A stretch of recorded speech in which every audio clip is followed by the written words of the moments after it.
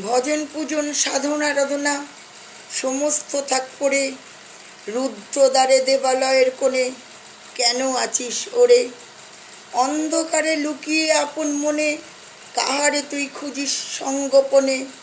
নয়ন মেলে দেখ দেখি তুই চেয়ে, দেবতা নাই ঘরে।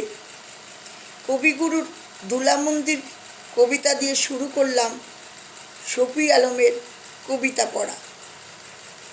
যুগের ভাবনা লিখেছেন শফি আলম।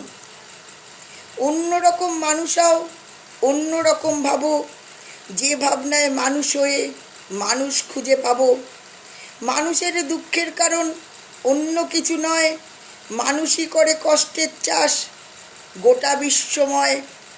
মানুষ তো চায় ভালোবাসা সকল মন হতে, গোল বাঁধিয়ে রাখে সে তা নানান ধর্ম মতে।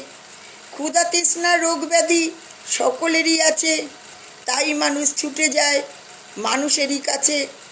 সভ্যতাকে কবর দিয়ে ওই মানুষ নামক জাতি জগৎ জুড়ে কূটকৌশলে চায় নিজ খ্যাতি।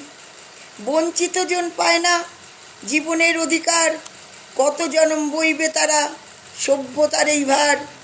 এর চাওয়ার যোগান দিতে ও হলো শেষ, কোন মন্ত্র রাখবে শান্ত ধরার পরিবেশ?